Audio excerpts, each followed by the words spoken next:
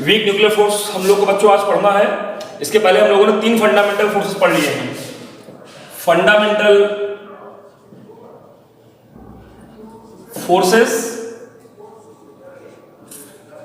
In nature क्या क्या थे, याद होगा आपको? तो 4 फंडामेंटल फोर्सेस थे। पहला मैंने आपको ग्रेविटेशनल फोर्स बताया था। दूसरा आपको मैंने पढ़ा दिया है इलेक्ट्रोमैग्नेटिक फोर्स।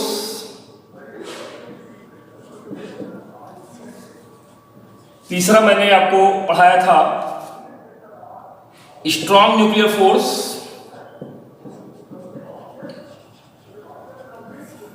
और आज अंतिम फोर्स बताना चाहूंगा आपको वीक न्यूक्लियर फोर्स। ये वीक न्यूक्लियर फोर्स क्या होता है इसके बारे में हम लोग बात करेंगे। ये 3 हम पढ़ा चुके हैं आपको। मैंने कहा था ये दोनों लॉन्ग रेंज फोर्स होते हैं और स्ट्रॉन्ग न्यूक्लियर फोर्स जो है सबसे स्ट्रॉन्गेस्ट है, शॉर्ट रेंज फोर्स है। ग्रेविटेशनल फोर्स लॉन्ग रेंज तो है लेकिन सबसे वीकेस्ट फोर्स है, सबसे कमजोर यही है। उससे 10⁻25 टाइम्स स्ट्रॉन्गर ये है। आपको जानना चाहिए ग्रेविटेशनल फोर्स जो होता है Fg सबसे वीकेस्ट, उससे स्ट्रॉन्गर इलेक्ट्रोमैग्नेटिक या वीक न्यूक्लियर है और उससे स्ट्रॉन्गर आपका स्ट्रॉन्ग न्यूक्लियर फोर्स है, इलेक्ट्रोमैग्नेटिक फोर्स है और सबसे स्ट्रॉन्ग आपका स्ट्रॉन्ग न्यूक्लियर फोर्स है। ये 1:10⁻25 रेशियो 10⁻36 और ये 10⁻38। न्यूक्लियर फोर्स सबसे स्ट्रॉन्गर है, ये आपको ध्यान में रहना चाहिए। लास्ट में इसको लिखाऊंगा अभी। आइए पहले वीक न्यूक्लियर फोर्स के बारे में जाना जाए। The forces between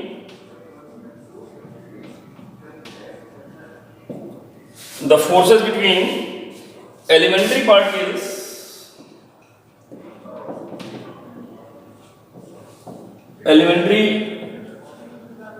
particles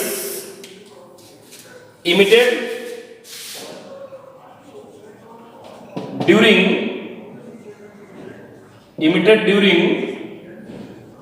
nuclear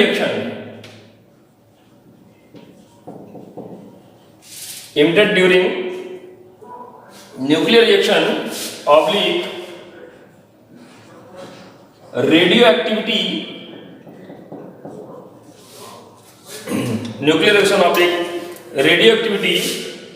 is known as weak nuclear force.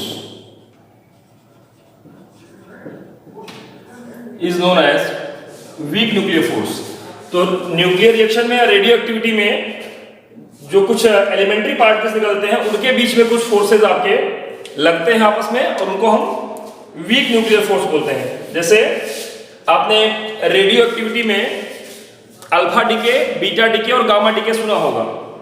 Alpha decay, beta decay और गामा डीके क्या होता है बहुत डिटेल में आप 12th में पढ़ते हैं रेडियो एक्टिविटी चैप्टर में। यहाँ आप शॉर्ट में समझ सकते हैं कि जब भी कोई रेडियो एक्टिव एलिमेंट होता है तो वो अपने आप को अनस्टेबल से स्टेबल होने के लिए अल्फा या बीटा डीके करता है। अल्फा पार्टिकल माने हीलियम न्यूक्लियस, बीटा पार्टिकल मतलब इलेक्ट्रॉन, सिंपल इलेक्ट्रॉन। लेकिन इलेक्ट्रॉन है तो फिर बीटा पार्टिकल कहने की क्या जरूरत है?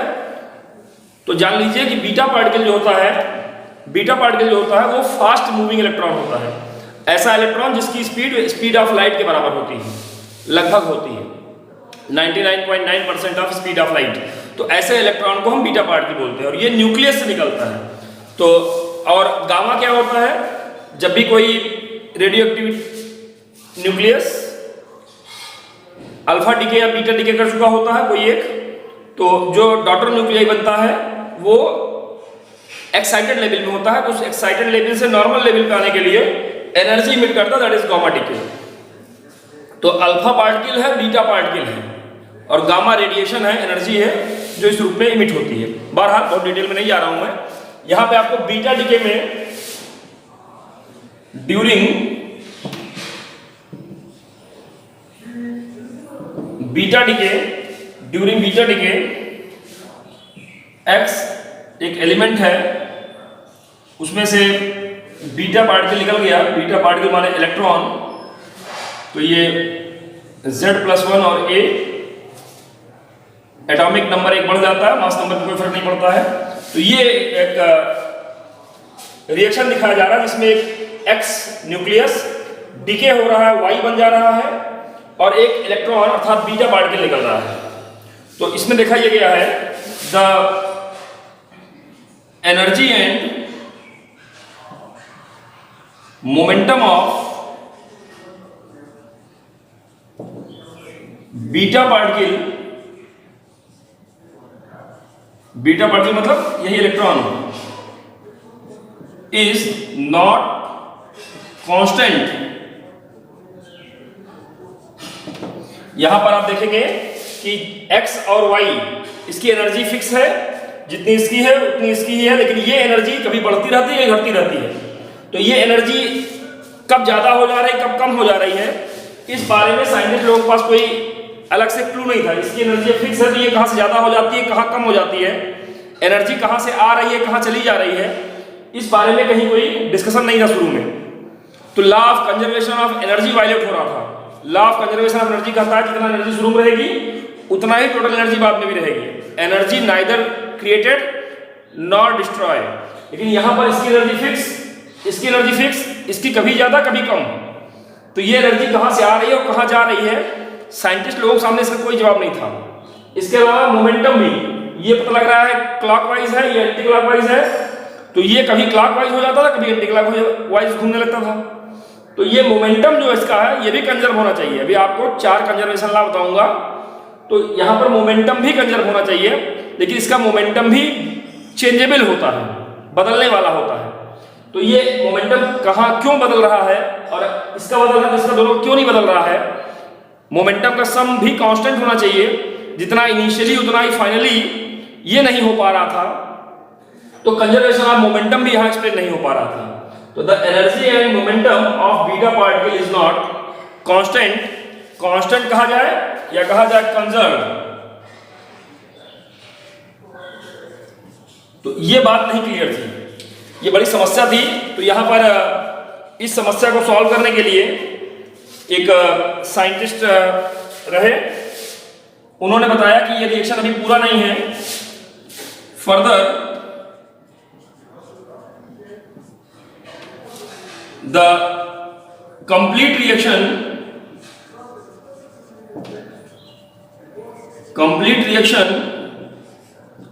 Of beta decay is x ZA से बन गया y Z+1A, और यहां पर ये बीटा पार्टिकल और साथ में यहां पर एक एंटी न्यूट्रिनो और आया, दैट इज एंटी न्यूट्रिनो। एक पार्टिकल आ गया एंटी न्यूट्रिनो। तो ये बात ध्यान में आ गई कि इसका मोमेंटम कांस्टेंट है, इलेक्ट्रॉन और एंटी न्यूट्रिनो की मिला के एनर्जी कांस्टेंट होती है। इलेक्ट्रॉन और एंटी न्यूट्रिनो की मिला के एनर्जी कांस्टेंट होती है। अगर इलेक्ट्रॉन की एनर्जी ज्यादा हो रही है तो एंटी न्यूट्रिनो की एनर्जी कम हो जाती है, और एंटी न्यूट्रिनो की एनर्जी ज्यादा हो रही है तो फिर बीटा पार्टिकल इलेक्ट्रॉन की एनर्जी कम हो जा रही थी। ये दोनों पार्टिकल आपस में इंटरैक्ट करते हैं और एक दूसरे पर मोमेंटम और एनर्जी एक्सचेंज करते हैं। तो जरा ध्यान दे देंगे यहां पर क्या बता रहा हूं मैं। The beta particle and anti neutrino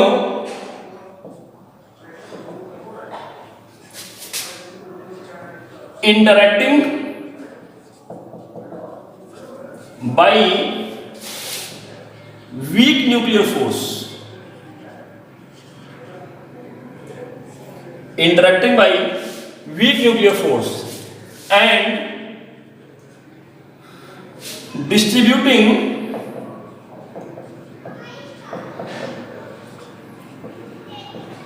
energy and momentum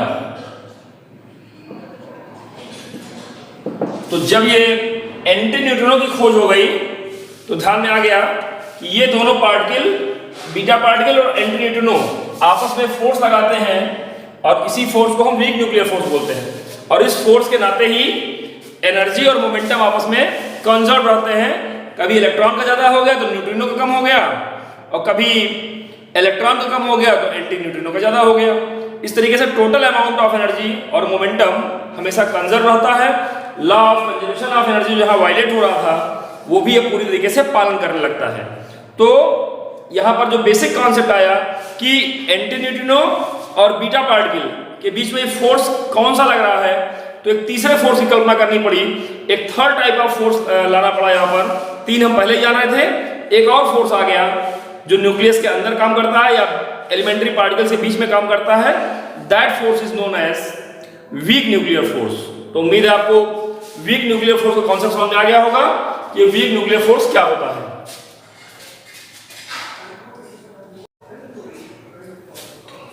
यहां पर समझ में आ गया होगा कि एंटी न्यूट्रिनो और बीटा पार्टिकल आपस में इंटरेक्ट करते हैं वीक न्यूक्लियर फोर्स द्वारा, और law of conservation of energy और law of conservation of momentum को ओबे करता है ये घटना भी।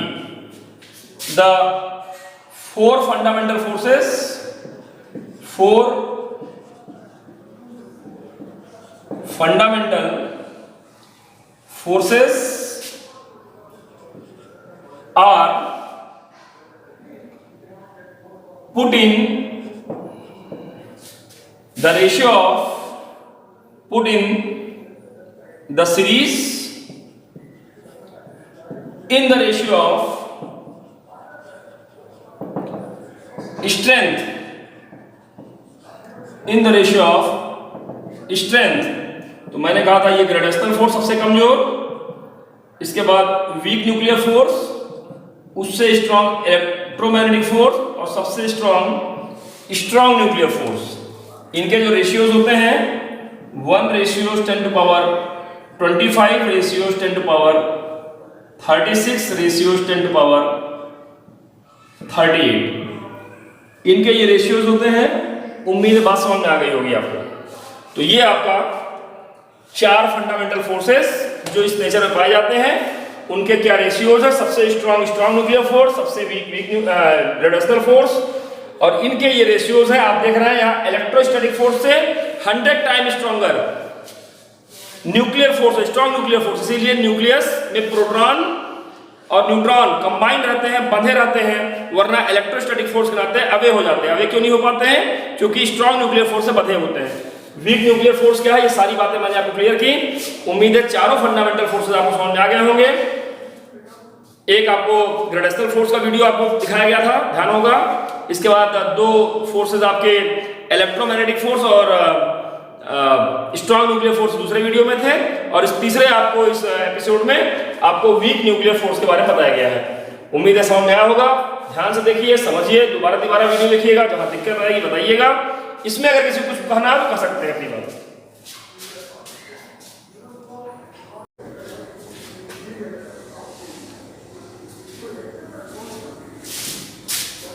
वेलकम बच्चों, हम लोग law conservation of physical quantities पढ़ रहे थे। जैसा कि हम लोगों ने अभी 4 फंडामेंटल फोर्सेस पढ़े, gravitational force, electromagnetic force, week nuclear force, strong nuclear force, जिसमें से 2 लॉन्ग रेंज फोर्स थे और 2 आपके शॉर्ट रेंज फोर्स थे।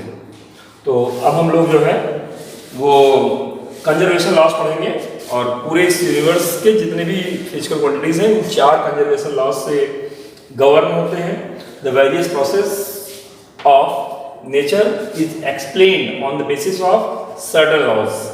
These expressed in terms of some physical quantities like charge, energy, linear momentum and angular momentum। तो जितने भी laws आपको दिखते हैं फिजिक्स में, वो सब इन्हीं 4 क्वांटिटीज के बेसिक्स लॉज के कोई ना कोई सिस्टम में और अदर ढंग से कहे गए हैं। These laws governing conservation of above quantities in nature known as conservation laws। तो कुछ सिस्टम इन्हीं के कंजर्वेशन से गवर्न होते हैं, सारे सिस्टम इन्हीं कंजर्वेशन गवर्न होते हैं, और इस लॉ को हम कंजर्वेशन लॉज बोलते हैं। जैसे पहला अगर देखा जाए तो law of conservation of energy is to state that energy neither be created nor be destroyed, it's only transform from one form to another form. तो इस तरीके से आप समझ सकते हैं कि एनर्जी जितनी भी यूनिवर्स में सब वो कांस्टेंट है, फिक्स है। हाँ, वो मेनी टाइप्स में पाई जाती है, मेनी फॉर्म में पाई जाती है, और एक फॉर्म से दूसरे फॉर्म में कन्वर्ट होती रहती है। और अगर इस फॉर्म की एनर्जी दूसरे फॉर्म में कन्वर्ट हुई तो अब टोटल एनर्जी वही उतना रही, लेकिन दोनों के अलग अलग अमाउंट घट गए। पहला अगर घटा तो दूसरा बढ़ा, दूसरा अगर घटा तो पहला बढ़ा, तो टोटल अमाउंट जो है ऑलवेज कांस्टेंट। छोटी कक्षाओं में आप 9th में पढ़ के आए हैं। In the case of mechanical energy, mechanical energy means sum of kinetic energy and potential energy contained in a system is conserved under the law of conservative forces। Conservative force के लिए कोई भी जब वेस्टेज ना हो रही energy तो total mechanical energy जो है वो कांस्टेंट होती है। इसे हम law of conservation of law of mechanical energy बोलते हैं। कंजर्वेशन ऑफ एनर्जी का ही एक टाइप है ये। जैसे अगर कोई चीज ऊपर से नीचे गिराया जा रहा है तो सबसे ऊपर पूरी की पूरी एनर्जी चूंकि रेस्ट में है तो पूरी की पूरी एनर्जी इसकी पोटेंशियल एनर्जी ग्रुप में है mgh, और काइनेटिक एनर्जी इसकी जो है वो जीरो होती है क्योंकि रेस्ट में है। और अब ये जब चलना शुरू करेगी किसी पोजीशन बी पर आएगी तो यहाँ अब इसके पास काइनेटिक एनर्जी और पोटेंशियल एनर्जी दोनों होगी। कुछ पोटेंशियल क्योंकि नीचे आ गई, पोटेंशियल एनर्जी घटी और काइनेटिक बढ़ी, तो टोटल जो एनर्जी है वो mgh ही रहेगी। अब काइनेटिक बढ़ी, पोटेंशियल घट गई। जबकि जब अर्थ पे आ जाएगा तो अब देख रहे हैं कि अर्थ पे आ गया, हाइट रही नहीं गई, तो ग्रेडेशनल पोटेंशियल एनर्जी जीरो हो गई, तो टोटल एनर्जी काइनेटिक एनर्जी के फॉर्म में है। और वो हम सॉल्व कर सकते हैं, प्रूफ कर सकते हैं कि वो mgh के बराबर होगा। ये हम लोग को प्रूफ कब करना रहेगा, जब हम लोग 4th यूनिट पढ़ रहे होंगे वर्क एनर्जी पावर। वहां पर प्रूफ करके दिखाएंगे अलग अलग स्टेप्स में कि टोटल एनर्जी कंजर्व है, mgh के बराबर ही है when a body freely falling under the gravity. एक बात दिमाग में लगा लीजिएगा, समझ लीजिएगा कि ये चीजें आप 9th में ऑलरेडी पढ़ के आए हैं। बहरहाल आइंस्टीन ने बाद में देखा कि मास भी एनर्जी में कन्वर्जिबल है और एनर्जी से हम मास भी पा लेते हैं। तो इस तरीके से हम समझ सकते हैं कि पहले दो अलग अलग लॉ थे, conservation of energy, conservation of मास। लेकिन बाद में आइंस्टीन के कुछ एक्सपेरिमेंट्स के बाद जो एनर्जी है वो भी मास का ही फॉर्म आया, मास एनर्जी का फॉर्म आया। तो total combination of the mass energy that must be conserve. तो the law of conservation of mass energy get to be observe. Conservation of energy भी नहीं रह गया, कंजर्वेशन ऑफ मास भी नहीं रह गया, दोनों मिल गया। Conservation of mass energy, mass is also form of energy. According to Einstein mass of a system can be change into energy and vice versa. Mass से एनर्जी और एनर्जी से मास पाया जा सकता है, but sum of mass energy of a system remains constant. इसका sum constant रहेगा। Mass energy में इंटरचेंजेबल है, अलग अलग दोनों ही कांस्टेंट नहीं होते हैं, मिला के दोनों का सम जो होता है वो कांस्टेंट होता है। तो according to Einstein mass energy relationship E is equal to delta mc square, जहां डेल्टा m मास अगर एनर्जी में कन्वर्ट हो रहा है तो वो E एनर्जी बनाता है। c is the speed of light, that is 3 × 10⁸। इस फॉर्मूले से हम एनर्जी से मास या मास से एनर्जी का कन्वर्जन समझ सकते हैं। तो इस तरीके से आप देख रहे हैं कि 4 कंजर्वेशन लॉ में से पहला मैंने आपको समझाया law of conservation of energy. अभी अगला मुझे बताना है law of conservation of linear momentum, इस पर हम लोग चर्चा करेंगे।